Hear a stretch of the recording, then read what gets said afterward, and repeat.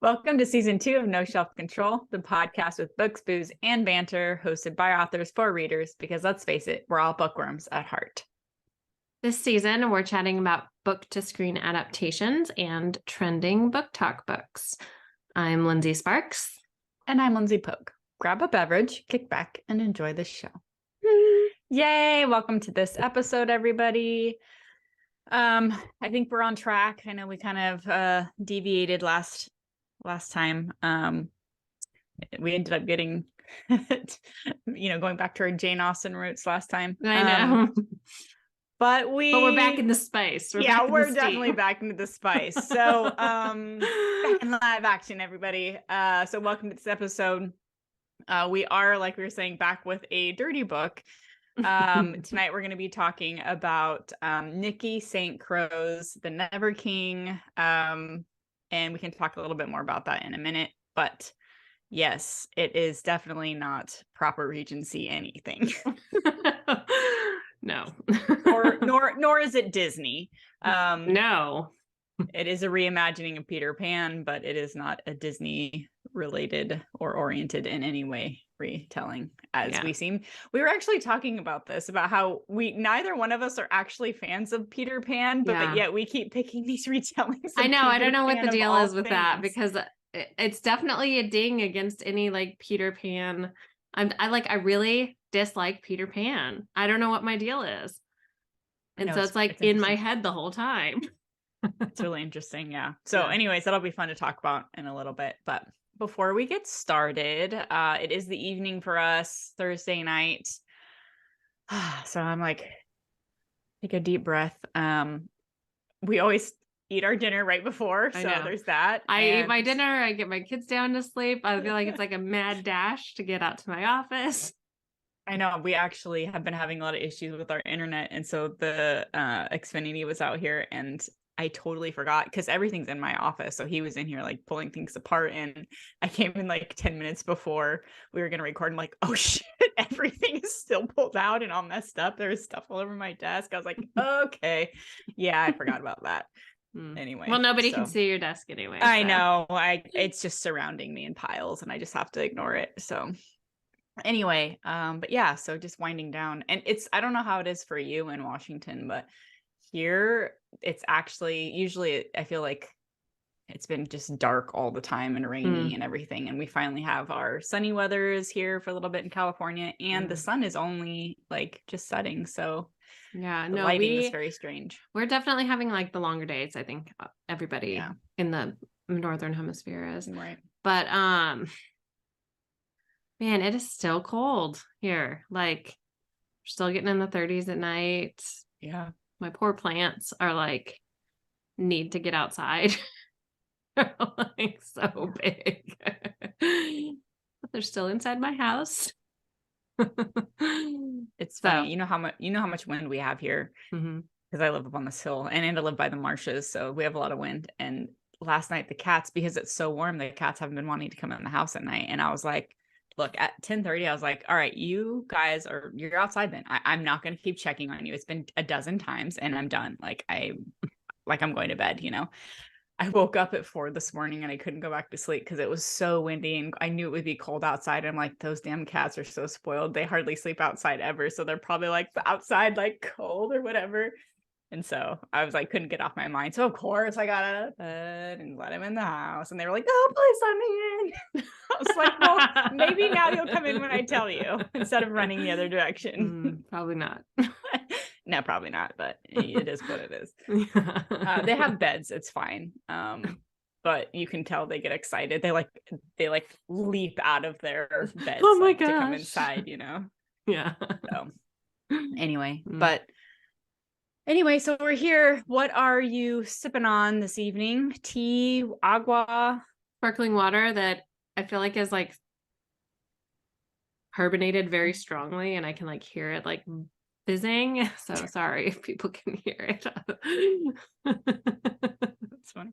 It's aggressively bubbly. It is aggressively bubbly. And I opened it right before we started recording. So maybe next time I just have to open my sparkling water a little bit earlier. The hard lessons in life, Lindsey. Yeah, I know. You live and you learn. What about you? I just have ice water. But you know what I've been trying to do during the day?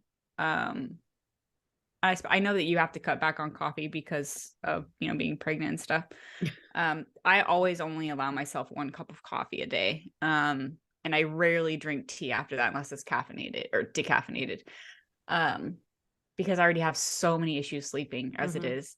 But what I've been doing is I've been trying to obviously drink more water, but trying to drink as much water as I know I should is hard sometimes. So I started putting like these hydration packets in.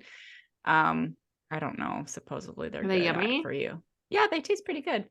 But today the dentist got me the energy ones and the hydration. So today I did one of each. And I have to say that I have felt, I don't know, honestly, if any of it works at all, but I can tell you that I'm drinking my water more quickly because I'm not just drinking just water all day long. You know what I mean? So that's kind of interesting. Right now, this is actually I'm have ice water and it's just as refreshing because I haven't been drinking water all day long, you know? Yeah. Anyway, in case anybody cares, and you don't, but now you know. So lucky you. Lucky all of you. What have you been working on this week? Oh my gosh, a million different things. Who's surprised? I have been writing Rise of the Revenants. I think I'm on chapter 17. Every once in a while I get a thing that gets stuck in my head and I can't get rid of it until I do the thing. So it was the same when I did the pen name change. And when I went wide, those were things that I was I have to do it. I have to do it. I have to do it. And I couldn't focus on other stuff until I did the thing. And the thing now is finishing setting up my bookshop, my online bookshop. It's stuck in my head. I'm you got to do it. I think it's probably because it's on every single podcast as people talking about direct sales, which is when authors are selling directly from their websites. And mine is half set up, kind of half-assedly set up, but I've been really in there working really hard, getting half-assedly. I love it. Half-assedly. I love that word. Good but job. It's more fully set up every day. But I'm having a hard time focusing on writing and stuff because I'm I know I need to do this. I know I'm missing out on stuff because I don't have this set up all the way. I have signed books, all my signed books I have in there, paperbacks and hardcovers, but I only have I don't have all of my ebooks set up in there because setting up the ebooks is a whole other process where you have to connect it to the delivery service. It's just a much bigger process than just creating the product page, which is all I have to do for the signed books. And then the audiobooks is an even greater process. You have to upload all of the audio files and then that has to get approved even by the delivery service, anyway. So I'm just slowly working through all of my digital items, getting them uploaded. And then it's once I do that, I have ideas of things I want to do in terms of connecting everything. It's just nobody cares, but that has been a huge focus for me. For whatever reason this past week, just really taken over my brain. So I've been working on that. I think it's because I was working on I did the formatting for my book that comes out in a couple weeks, which is the second book in the Fateless trilogy, Darkness Between the Stars. And that's the first one that I have. The pre-order is only on my website because it's more than a year away because I'm having a child and I don't know when the book exactly is going to be ready. Other than the fact that I'm going to be writing it serialized for my subscribers. But other than that, I'll be slowly writing it over the next, 6 to 8 months, but I don't know exactly how long it's going to take. So I put up a pre-order on my website. I had to put that in the back of the book and all that stuff. So I got everything ready for that. And I think that's why the bookshop has been on my mind so much because I was I got to get all this stuff done. I got to get it done. But yeah, it was just a lot. Yeah. Well, yeah. And then like one other, I know I'm not going on and on. No, it's fine. One other thing I've been working on, which is really fun, I think, especially for readers I hope readers are going to be interested in this, and listeners, if they are my readers, which I know some of my readers are our listeners. So, but I've been working on some really fun, like one of a kind customization options in terms of like collector's editions and stuff, like literal one of a kind items. So I have gotten into, I know you know about this already, but I've gotten into, but listeners don't, hand painting book edges. Just like the sprayed edges are really popular with all the book boxes and stuff, which are like have used stencils. They look very, here I have one right here. I mean, they look beautiful, but they're, you know, they're sprayed, they're gorgeous, but they're not like, it's not like, whoop, it's not like hand painted. It's very crisp and clean. Mm-hmm. And I was like, I really like the idea of something that like somebody did with their own hands. So anyway, there's some people I follow on Instagram, and they put up reels of them painting the edges of books. And it's so cool that you have these like one of a kind pieces of artwork on the side of a book. So I decided I have all of these books, pardon my like empty boxes that I need to get rid of. I did actually clean my office, just not the boxes. Just not where we can see. No. Yeah, just not. I was like, should have moved them behind my chair. But I have like so many books, copies of my books, copies of my books. And then down here, I want to make some of them special, but down here, all of these are copies of my books, like all of these old, outdated covers, copies of my books, or copies that have the old pen name on them. And I was like, I got to do something with these. I don't know what I'm going to do. And then like my brain is chaos. And I was like, oh, I know. I'm going to learn how to like hand bind books. So that's what I'm working on right now. I am in the process of gathering supplies. Is that like a backwards sort of nesting coping mechanism? I don't know. It might be. Because we already have all the stuff for babies. So I don't need to like gather and research baby stuff. So now I'm like gathering and researching how to like hand bind books. So what I'm going to do is different than like actual hand binding, which is where you like sew the signatures together and you have like these little, you know, like print out, whatever. The books are already printed out, obviously. I'm just ripping off the covers.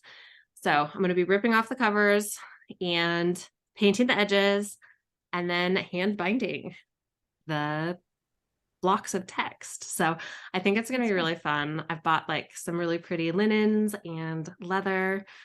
So I'm going to experiment with different things and like foiling and stuff like that. So very cool. I'm excited. Very artsy. Yeah, I think it's going to be really fun. I'm really excited. I like doing crafty things and I don't do them ever anymore. Like I just work on my business, which is writing, and raise my children. It's like, I need to have something for me. So. No, I get that. I get that for sure. I have an entire closet of painting supplies and I haven't painted since you and I painted I know our Bob Ross. So, and that was how many years ago? Yeah, our Bob Ross paintings were amazing. Yeah. So, well, I don't even know where mine is. Mine is up there. Nobody can see it, but it's like way up there. I don't know. But yeah, so like I have so many art supplies as well. So I used to scrapbook too. Don't do that anymore. I feel you on the bookstore stuff, obviously, because I've done that and it's a never ending process. Not only did I do it for Lindsey Pogue, I did for Scarlett recently. Yeah, and that is a huge undertaking. So I completely understand. Oh my God. Yeah. Anyway, so I get that. And I'm kind of like a dog with a bone when it comes to projects like that too. So I totally get it. It's hard to stay focused on writing when you have something looming in your head. Yes, it really is. It's like, breathing down the back of my neck. It's like, yeah, no, I get it. You should be working like it. It's the business side of the thing that it's like, you're losing money when you don't do this. Yeah. So hate the business side of things. So it's funny because we're also twinsies because I am on chapter 17 of Skies of Fire, which is really exciting and it's really starting to flow and it's fun. So I'm excited about that. I feel like kind of like you in that I feel like I had a really good flow. I had like a week of just writing constantly, and I kind of put everything else on the back burner. And now it's like I still want to write, but there's those looming things. Yeah. So it's making it hard for me to get more than like the bare bones of a chapter out before I start getting like sidetracked. But yeah, I'm working on it. And it's cool because I don't have I don't have a deadline, and I'm working on this project with Christy, and she also has a bunch of other stuff going on. So it's not like I'm beholden to anybody and I have to like get something done ASAP. So, and it's been really fun. Like I really kind of planned out better how I wanted to share all my behind the scenes stuff with Patreon peeps. So I really like how that's kind of every 2 weeks, something really cool comes out. And I really like that it's all stuff that I already have and I can just make it prettier for them. And then, it kind of is like one of those things where like, I don't know if you do this, but like I spend all this time prepping stuff and like researching and creating character like notes and all that. And then nothing happens with them. So this is what it's cool to be able to repurpose them and show people like, it's like, yeah, it helps me get things out of my head so I can get it onto paper or page, but it's nice to be able to do something else with it, So it's been fun, like kind of like sharing character like profiles and stuff. And anyway, overall though, I'm feeling pretty good about it. It's always nerve-wracking though, when you start a new project. And I think like for me, I've been out of the contemporary post-apoc world for a while. And so as I'm writing this, I'm like, there's so much character development and it's so character driven. I'm like, is it enough post-apoc at this point? Like now I'm like a second guessing myself on everything. And I was like, Lindsey, you're a good writer. Like go with your gut, like do what the story tells you. And then you can alter things if you need to, like stop getting, cause I keep kind of like pausing and I'm like, is enough happening? But this feels right. Like this feels like what I should be doing. And so it's like, okay, then just keep going. Don't give yourself reasons to slow down and stop. Like just go with the flow, and see where it takes you. So I've been kind of up against that too, but anyway, it is what it is. Yeah. But yeah, it's fun though. I like having something to write and like really want to start focusing on writing. I'm getting really tired of telling, like everybody always asks, and I'm sure people ask you too, but my family, readers, there was like, oh, you just like you read all the time or write all the time. And it's like, no, I don't read all the time and I don't write all the time. I have to run a business and it sucks the life out of me and it takes a lot of the creative juices out of my brain. And so it would be really nice if being an author was a lot more than like 25% of the job. I know. I know. And so I know exactly. I'm tired of telling people that. Yeah. So I'm like, I need to prioritize my writing and make it fun for myself. So that's what I'm kind of working on too. Yeah. So yeah. Anyways, but on the same thread here, other than the book that we listened to, because I'm assuming you listened to it, for the podcast, are you currently reading anything or are you just in writing mode? I am listening to Pale Demon by Kim Harrison, which is like book 9 or 10. I don't know. I have no idea where I am. But those are your comfort reads, right? My comfort reads. Yeah. And I have not made any progress on spells for forgetting or spell for whatever it is. Because I'm so tired by the time whatever it is. By the time I get in bed, I'm so tired. Now you just have a love-hate relationship with that book and you haven't even read it. You're not like, anything against the book. I think about the story. I'm like, I want to know where it's going, But I'm just like, it's my bedtime book and I'm just tired. This is going to be like TMI for people, but like pregnancy allergies or something. And so LP knows, like when I lived in California, I had really bad allergies that lingered for a couple of years when I came back up to Washington, and then it went away. And now for whatever reason with this pregnancy, I've had allergies again, like super snotty. Again, people don't need to know this, but I'm going to tell them anyway. And like so itchy eyes. And especially like first thing when I wake up. So I've been waking up really early, can't go back to sleep. So finally my midwife told me I could start taking Claritin. Nice. And I was like, all right, I'm doing it.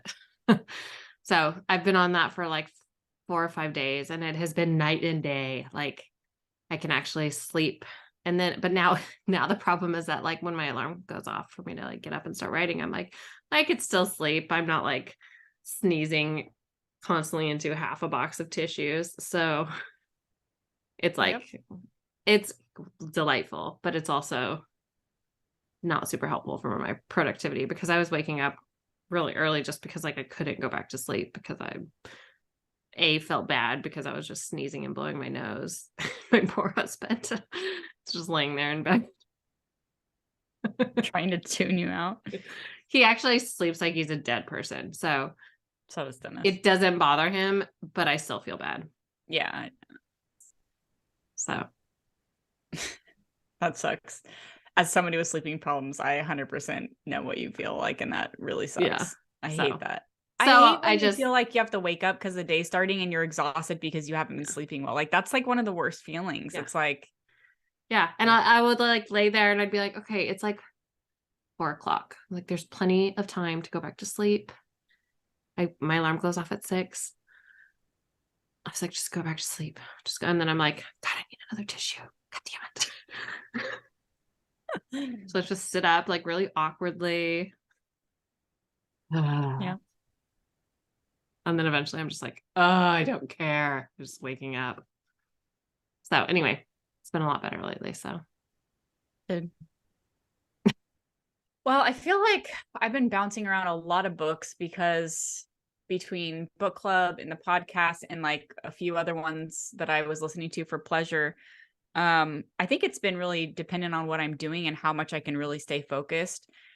So for audiobooks, you know how much I love the Under the Never Sky series by Veronica Rossi. Well, she has a new book that just came out in that series after all these years. And so I was like, I never even finished it. So can you hear that? Okay, good. My neighbor is apparently working on cars at 8:30 at night. Anyway, but anyway, she just had a new release and I never finished it. And then there was a sale on all the audiobooks and I was like, oh, I have to get them and then I'll catch up, you know?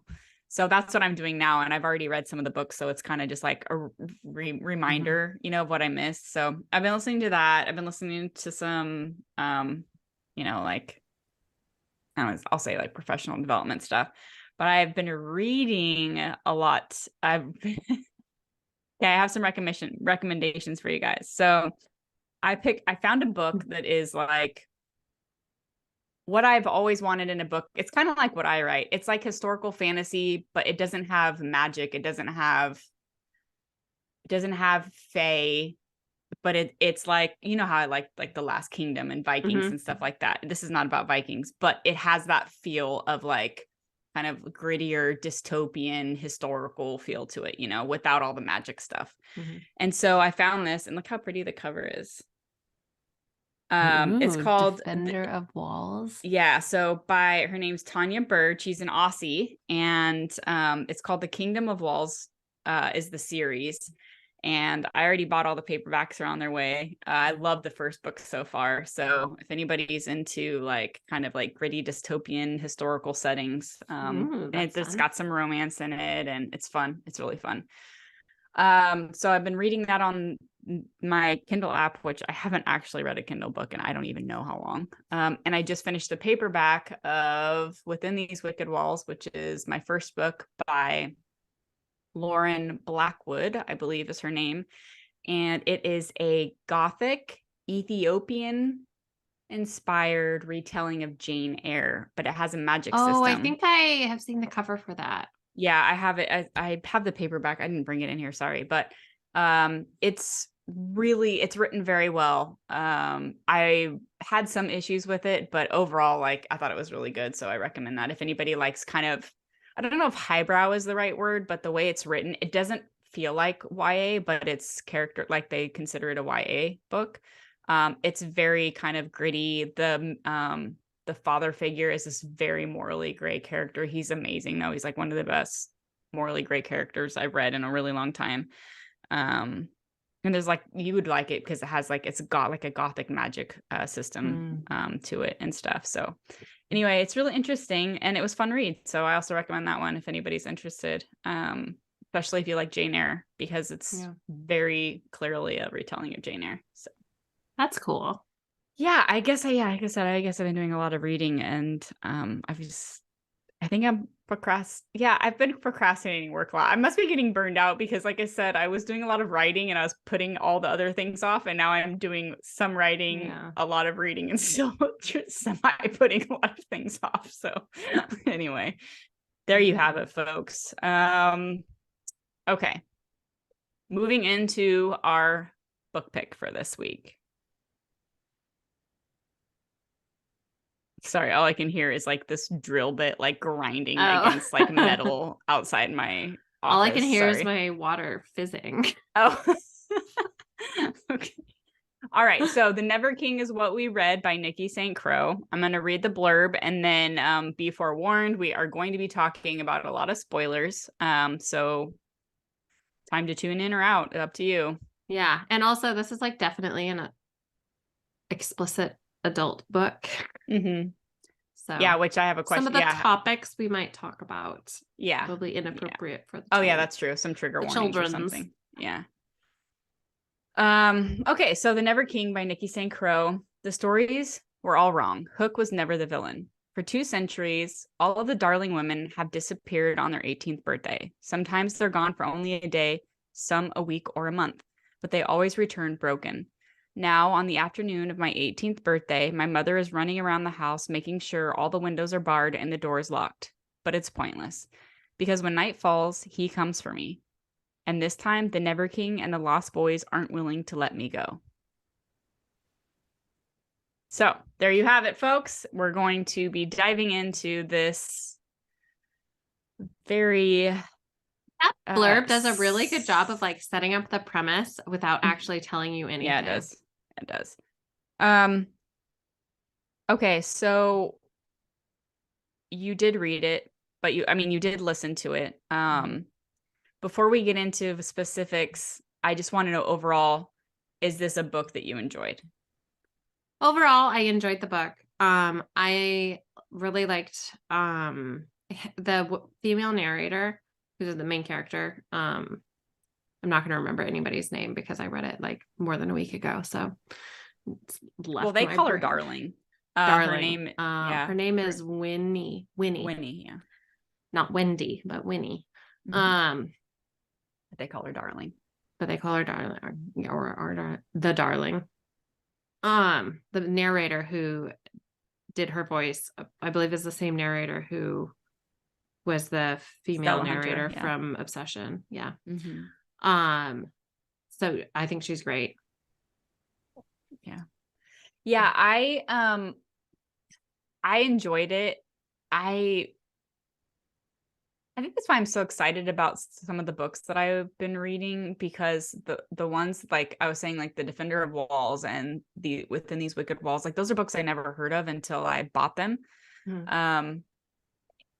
And some of these, like, I feel like a lot of these books that we're picking that have all this hype are kind of a letdown. That's how I feel. I mean, I definitely don't like, some of them are enjoyable, but I don't feel like, oh my God, like it's worth all the hype. And so that's why I was kind of like, I'm curious, do you think that this book is worth the hype?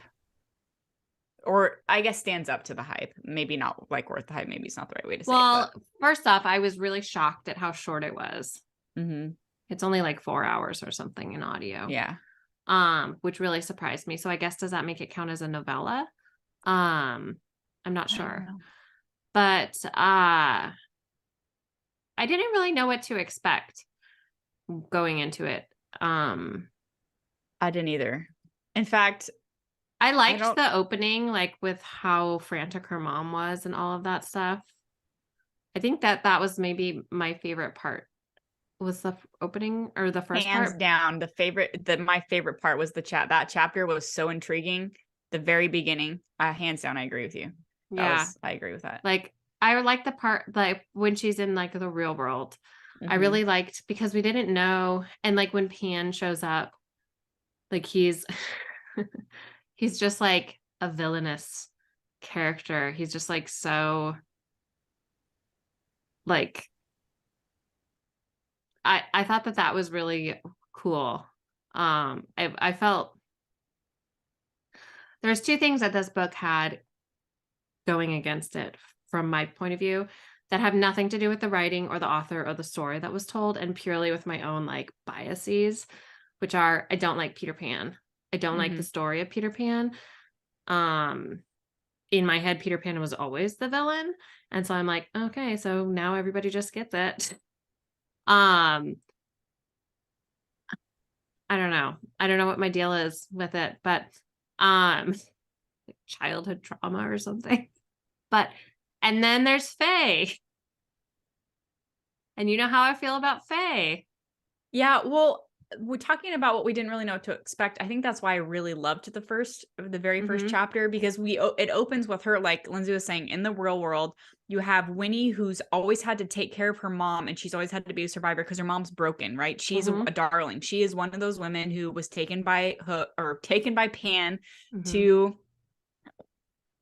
Neverland, I guess. Was that what they call it? I can't remember. Yeah, and they dig around in their brains searching for this her answer. So her mom has always been broken, and so she's always thought her mom was just like totally off her rocker. She never really believed her. And so it opens with this woman who has had to use her mind, her body, or whatever to essentially survive and take care of her mother. And I really like the dark grittiness and like the real feel of that. Yeah. And then right from that, after the first chapter, they're in the Fae / Hocus Pocus world, you know? Yeah. So, and I was like a little bit confused in that opening of how old she was. Because she had talked about her high school, but I was like, but she's not in high school anymore. I really wasn't. I'm still not sure. But she hadn't turned. She was just turning 18. Yeah. Oh, okay. So she was just turning 18. So, got it. But I also, talking about didn't know what to expect. Did you know? I mean, it's technically a reverse harem, right? Because I didn't know it was reverse harem. But it is, right? It is reverse harem. Yeah. Okay. Because I'm like, wait, this is considered reverse harem, right? Yeah. So, because I had no idea either. So that was. And I think generally in reverse harem series, the harem is kind of like, okay. So in this book, she has sex with 2 of them. There's 4. But then she does other stuff with other ones. Yeah, but like actual penetrative sex in the vagina, I guess.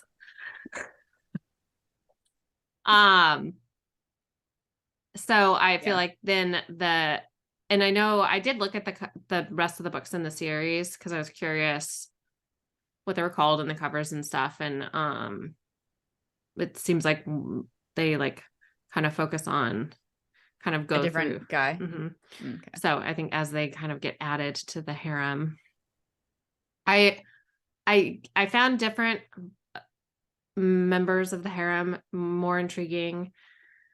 Yeah, I don't know. Okay, so let's back up just a minute because that's why I stopped. Yeah. So I agree with where you're going with this. Question for, I know that you liked Stella as the narrator for Winnie. Did you like or dislike any of the other narrators? Because there are 4, I really liked the narrator. Are there 4 male narrators? Or was the narrator for the twins the same? I think it was the same, but he did 2 different voices. Okay. I think that was my impression. Okay. So that was what I was thinking too. I wasn't sure. But I would have to actually look up the cast. I really liked the narrator for Pan and for the like really, really dark guy. Vane. So I kept thinking of Charles Vane. I know, me too, the whole time. That's fine. I know. I was like, this fits. Which is from Black Sails for anybody who's curious. Oh yeah. Sorry, we should have been more. Yeah. And he's a very villainous but intriguing character also. Yeah. He's like kind of a gray character. Yeah. Yeah, he's very great. I really liked him. He has a great accent. But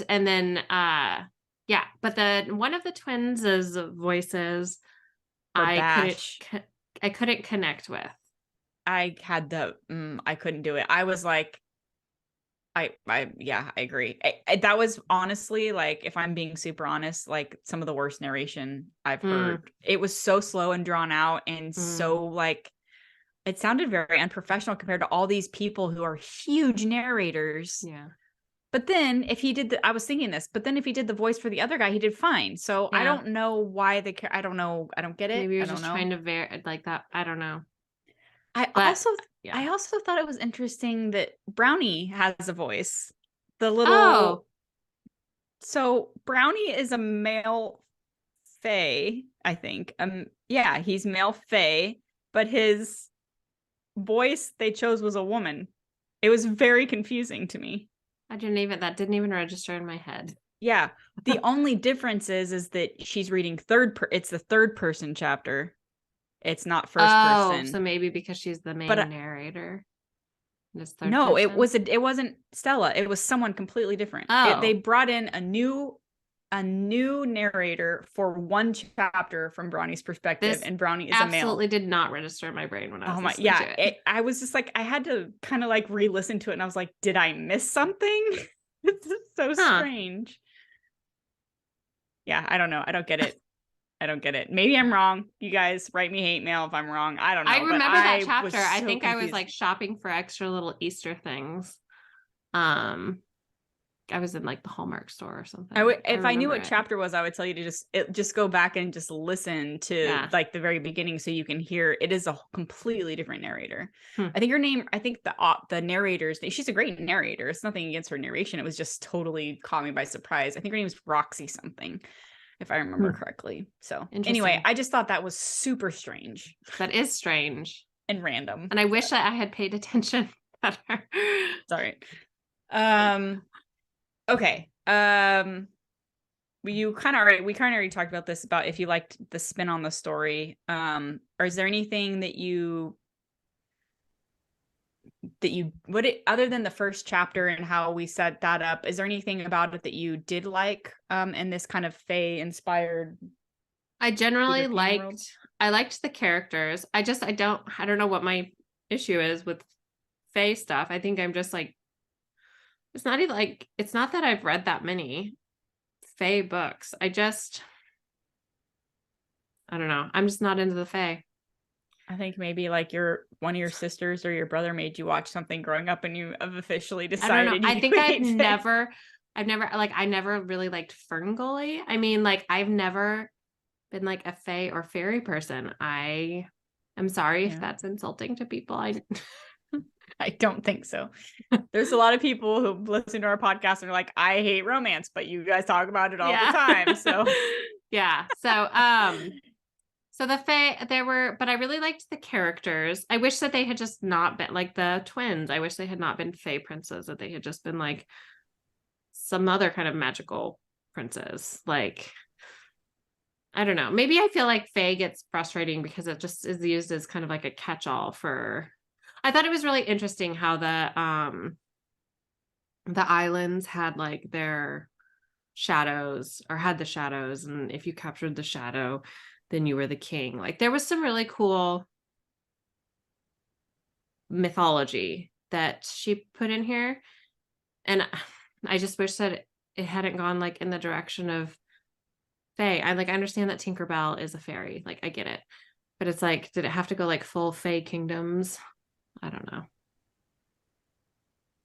But Pan isn't a Fae, right? No, only the twins are Fae, and then their sister is the queen, princess or queen now, because they killed her father, right? Yeah, or mother. But then, and it seemed like what I gathered was there's like the Fae part of the island, and then there's the part that Hook rules over, which is like the human part of the island, which is where Cherry's from. And Cherry I really liked. Yeah, she was a fun character. I'm glad they didn't make her like some like horrible like I'm glad bitch. that she was. Yeah, exactly. I'm glad there was no like female animosity. Yeah, I really liked her. I'm guessing she's like Hook's daughter or something. I don't know. That's a good guess. But yeah, I thought she was a really intriguing character. She's in love with Vane, who's I don't even know if he can count as gray. A great character. He like is his shadow, right? Or like that's his problem. The dark shadow. He's like so shadow that he's barely human at this point or something. Yeah. Which I want to come back to that later, because they build that up a lot in the story. So some of the things that happen later are interesting. Okay, so and then the main character, Winnie, she's an interesting character. I like that she is not like inhibited with her body. I feel bad for her that she feels like she has to use her body like to connect with people or to feel like she is valuable, or that she's in control, to have control, to use it to her advantage. Yeah. So that makes me feel sad for her. You know who's a fun character who's not actually a character, but just like talked about, is the woman the prostitute, the really nice woman who grew up. She was like, who was her babysitter.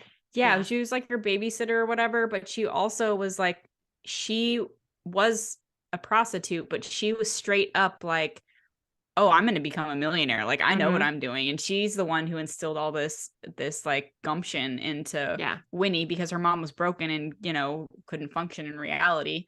So that was a really kind of cool twist. I really liked hearing about all that. Yeah. And I thought that was really smart writing. Yeah. And it kind of helps lend itself to why Winnie's making these decisions, because otherwise she's just being slutty. Yeah. And she kind of is anyway, but you know what I mean? Like, yeah, it gives it like at least helps add like some credence to it, you know, because she can see the power in it or whatever. Anyway, but yeah, the whole vein thing, like, well, sorry, before we move on, is there anything else that you really liked about it that stands out? No, I mean, just I did like the characters. I liked the development of the harem, I guess, that we got to see in this. I was kind of wondering how they were going to do it, because like the Lost Boys aren't just like 4 boys, but those are like the there's ones like a bunch of them, right? But I was like, is she gonna like sleep with all like 100 of them, or what's? But they're like men. Yeah, right? Yeah. They're men. I was like, I don't know what I'm. Well, technically they're princes. Yeah, I mean they're fake princes, and however old Pan is, how many years, like hundreds of years old or whatever. So they're boys. I did like the end when they go back and kind of interesting twist, like his shadow and everything is in the trunk that's in her house that she's been living in her whole life. But I kind of like that she's like, Mom, come back, like, you know, I'll take care of you, we'll take care of you. And her mom's like, no, I want to stay here. And I don't know, I thought that was kind of nice. Like, it wasn't like this perfectly like wrapped in a bow, like we're all gonna go back to Neverland and be a happy family. Yeah. So, and I liked that even though Pan is working with the Fae to dig into these, you know, all the darlings' heads to find his, you know, all the answers to his questions, I like that he was trying to take care of them at the same time too, and like try and help them not go crazy or whatever. That was a nice little touch. Felt bad.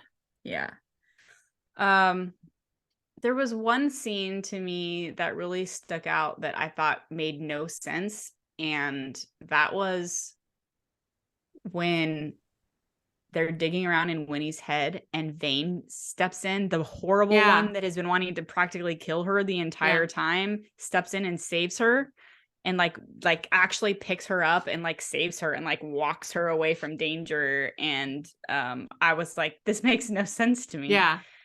He was the one who has had, so far as we saw, zero connection to her. Yeah. In fact, Pan the whole time was worried that he was going to like physically hurt her or kill her. So I don't know. It's this interesting choice to have him out of nowhere be like, I'm going to save her because I can. Like, that was his response, right? Yeah. Because I can. Yeah. Or something. I don't know. I'm sure it gets developed further, obviously. I'm sure it does. I'm sure they have an entire book dedicated to them. But because it's so short, we don't get to see any of that. Yeah. So these are the impressions we're left with. So did you have a favorite character?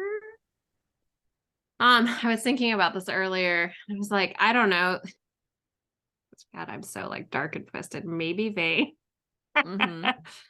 But also maybe Cherry, as random as that is. I really liked her character. Yeah, I I liked can see that. that. Yeah. I don't know. No, I had a hard time with it too. I wasn't sure. I still don't know what to make of Pan. I mean, I know.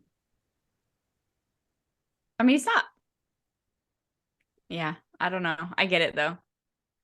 Yeah, I don't know. I tried to think of something too, and I just left it blank because I'm like, maybe it'll come to me later. But I'm kind of in the same boat. I think Vane is the one who's the most intriguing, maybe, yeah. is why I'm interested. Well, because he has this clear, like, inner demon, Yeah, like it's literal. very, very obvious. Yeah. And that that he struggles with, that he can't really control. This is interesting too, because I think part of the reason why maybe you and and this is where I can, like, I always understood when you were saying, like, you don't necessarily like all the seeing everybody's point of views because you like the mystery. And I think this is kind of why, like, we have like 4 or 5 people's point of views in this story. Well, and maybe this now, what you're saying right now totally makes sense in terms of like, it's a short book and there was a lot of point of views for a short book. And so it's hard to become attached to anyone. Although I did like that it was all first person, except for the brownie. And Vane is actually the only one that didn't have a point of view. So it makes sense that he would be so mysterious because we already know what's going on with every other character in the story. Yeah. And I don't like, I prefer not to have at least in the main story when I'm reading it. I love reading later, like scenes from alternate point of views. I think that's why I love writing them later as like bonus scenes.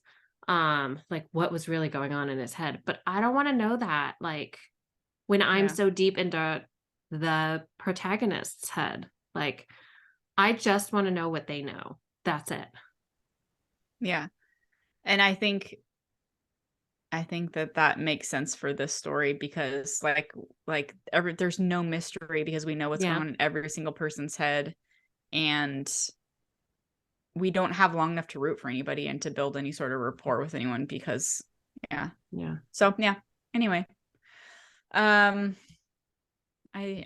agree with you in this situation for sure. So I'm a little rusty trying to remember because it's been a while, but we did talk about Hooked. Yes. Was one of another book talk. That is our other Peter Pan book. retelling. Yeah, that everybody is gaga over. And I enjoyed it, but I don't remember being like gaga over it. But it's like still like bee's knees everywhere. So do you recall if you preferred that one more than this one? I know they're very different. They're very different. They're completely different genres. That one's more like dark contemporary. mafia, Yeah. kind of. But I almost want to say I liked Hooked more. I loved James, I think was his name. Was that his name? For what? Hook. Oh, James Hook. Yeah. For the other one. Yeah. Maybe because he's not Peter Pan, because Peter Pan wasn't like a important character. He was just like a douche. In that one. I just really don't like Peter Pan, I guess. No, yeah, wait, who was Peter Pan? Her dad. Yeah. Yeah. I think also I liked Hooked more because this was like, The Never King was like a legitimate retelling, but Hooked was more like loosely inspired by, with like some names and stuff. Super creative twining of like. And I think my predisposition against the Peter Pan story really works against this one. Whereas if it had just not been Peter Pan, if the names and places had been changed, I feel like I would have liked this a lot more just because of my issue with Peter Pan. which is, I'm sure there must be tons of people who are the complete opposite because it has done so well. So yeah, I don't know. yeah. I had the opening for the Never King, that chapter had me like enthralled. I'm like, I'm gonna fucking love this book. Like, I'm so excited. So I definitely feel like that wore off by the end. But I really, really liked it. And I think that says a lot for the writing, and which is cool. And it's hard because we read Hooked so long ago, but I do remember thinking it was very creatively done, and I really enjoyed that aspect of it a lot. But I also thought it was really predictable. Whereas this one, I had no fucking clue what was really going on. It was really predictable. I do remember that. Like, it was like, obviously that guy is going to die. Yeah. Yeah. So I don't know. I, like you said, though, I think it's hard to choose because they are just so different, genres and everything. But, yeah, The Never King and Hooked. Yeah. I really think that, now like, that we've sold these to you guys and how I know. amazing No, but they I really are. think that most people would really enjoy this, especially if you like reverse harem. And I think if you don't have any hangups over Peter Pan, I think you'll like it. I don't know what my problem is, or the Fae. I don't know what my problem is. But like, I have issues, apparently. You know what? This is one of those where you wonder if it was a disservice to listen to it over reading it for yourself. For me anyway, just because we could make the characters sound like whatever we wanted in our head, maybe. Yeah. Like, I wouldn't have been like, why the hell does Brownie have a girl's voice? Like, I'm nothing against it, but it's just such a strange choice. It was jarring, you know? And it was confusing is really what it was. And then to have, God, like, I'm saying Alton Watch, I'm like totally wrong. I could have swore, though. I could have swore, guys. And then like I said, Bash's narration was very, very hard for me. Like, it was like nails on a chalkboard. Like, oh my God, I had a really hard time. So I think that took away a lot from me too. And so I wonder if reading it would have made it different. I don't know, like with my eyeballs, you know. But overall, like, I mean, I can see why people enjoy them, but I also think, you know, like I was just talking about, you know, I like fantasy stuff, but I don't love like crazy fantasy, epic fantasy, like really lots of magic, and that's not my thing. Like, I like more the historical fantasy, like kind of the grittier, more realistic feel fantasy. And I think that's why for me, this story is just like meh, you know. I like my stuff to just be less fantastical and more plausible. I know that's weird, but you don't want it to be in an entirely other realm. Yeah, and I think that's why I kind of struggle. Like, I know everyone loves, you know, all the, I don't have any like Crescent. I haven't even read all those books. Sarah J. Maas, yeah, like everyone is upset. I mean, I've read one book by her. I liked it. I did not go and finish the series. I haven't picked up another one. Like, I think it's just not, they're just not my genres. Like, again, I enjoy them, but I also like, they are solidly Fae. I enjoy other things more, you know. And I think for me, maybe that's what part of it is with the Never King too, is it's like, it again, like I enjoy the retellings of fairy tales and stuff, but the kind of like you, like I mean, I don't dislike Peter Pan, but I don't have like, it's not like Beauty and the Beast where I grew up wanting to be Belle. Like, it's completely different, you know? Yeah, I would totally like devour a Beauty and the Beast. Yeah, so it's just a little different. Like, and then, like I said, I think that this type of fantasy is just not necessarily my thing. So, but everybody loves it. So we're not saying don't read it. We're just, you know, because you'll probably love it. We've decided that I mean, like, I enjoyed it despite the whole Peter Pan and Fae elements. So I didn't hate it. That says something for the story. Yeah, for sure. For sure. It is, I do have to say it is very dark and like very explicit. Just for anyone. And things move very quickly. Yeah. Yes. So if you're worried about anything seeming realistic. Yeah. Like, Winnie has sex with two of the guys back to back in the same room right after one of them tears the heart out of the chest of a guy she was like giving a lap dance to. Is that what she was doing? Basically, she was straddling his lap. Yeah. It's yeah.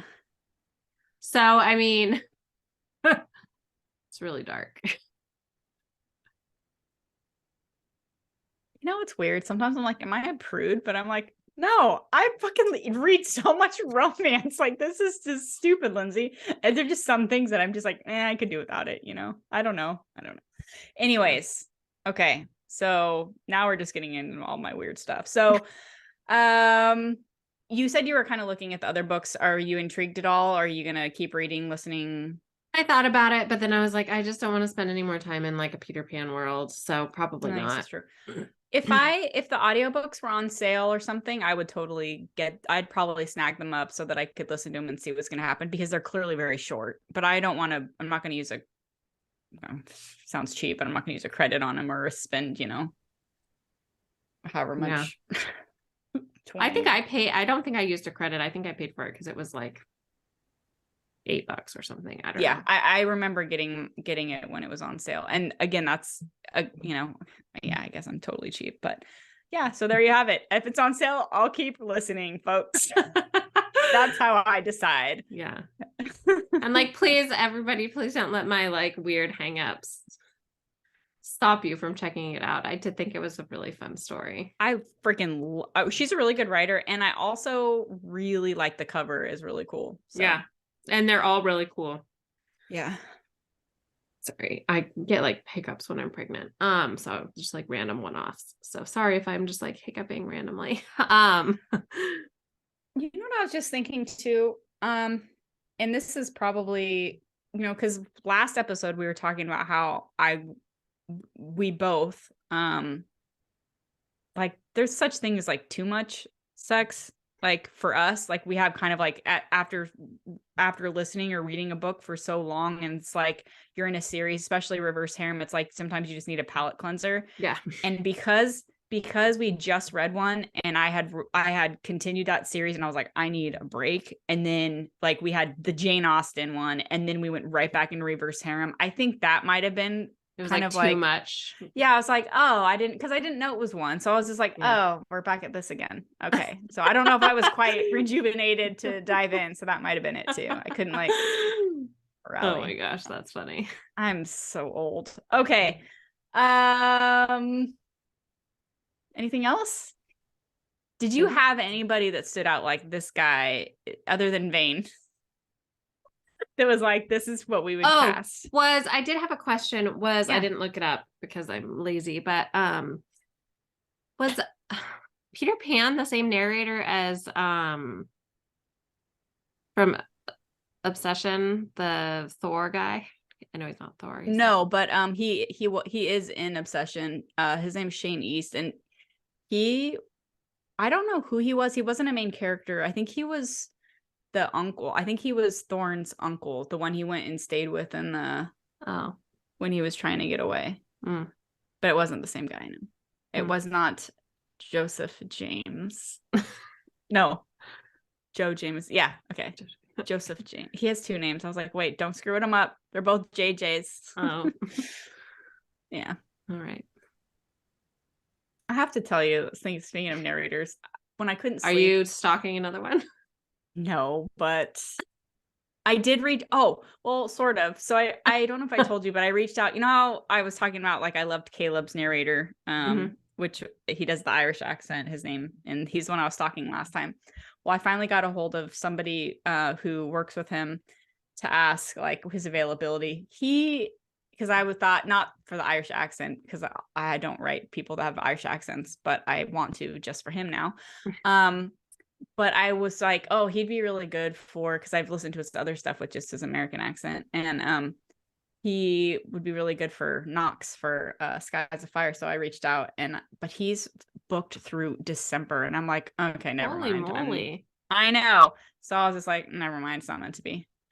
I'll find someone else. Wow.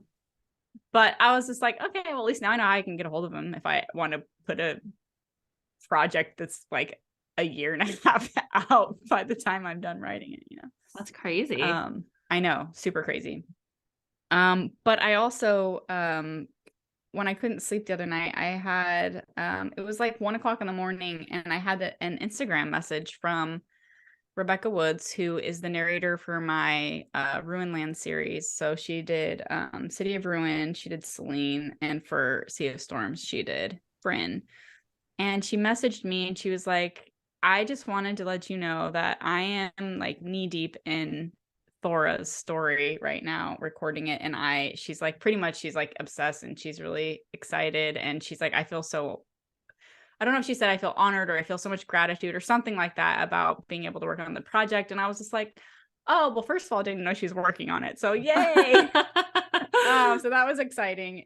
I mean, I knew she would be narrating it, but I didn't, she was currently taking care of everything. Yeah. So I didn't know she was actually like working on it right now. But I was just like, oh, that's so exciting.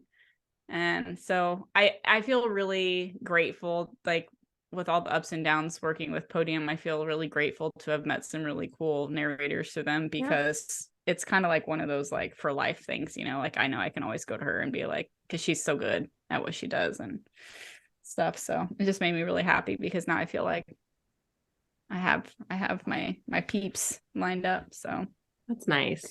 Anyway, yeah. But anyway, moving on. Yeah, so for picturing anybody as the cast, I did picture Vane from Black Sails. And I kind of pictured for Pan's character, I know what Shane East looks like, so I was trying not to picture him, but I kind of had like a Matthew Good physical appearance. I could see that vibe. Yeah. And then that was really all I had, but I was just curious if anybody popped into your head. No, other than Vane. That's totally who I pictured for Vane. P.S. So. He was in, well, you probably don't because you didn't watch all of it, but he was in the 100 for a while. I think I did. He was near the beginning. He was like... Oh, maybe. Yeah, I don't remember. Yeah, I think I did know it. Yeah. Maybe not near the beginning. Anyway, I'm pretty sure. I want to say it. Anyways, I think I watched like 2 seasons of that or something. All right. Well, anything else? I don't think so. All right. Yeah, I guess at this point we're just, I don't know. I feel like I've had such a lull of books, and now I'm reading so many books, and I'm just like, my mind is in 5 different worlds right now. I'm like, because like you, right when you said it was really short, I went and listened to it, and I was done in like a day. Yeah, because it was only like 4 hours. So that was I shouldn't have started it when I did, which was like, so it was like over a week ago that I listened. It was probably more like 2 weeks ago. So yeah. Anyways, but we have yammered enough. This is the end of this episode. Thank you for joining in and listening to us ramble on. We appreciate you listening. Don't forget to check out the show notes for essentially our recs, and we didn't really, I don't know if we had anything else, but Lindsey will make sure to put in any other links that you might need. And we'll be back next time. We are actually really truly taking it down a notch, and we're going back to the YA. We're going to read a young adult book to screen adaptations, All the Bright Places by Jennifer Niven, I believe. That's how you say her last name. It was made into a film, so we're going to be reading that and watching that as well. So yeah,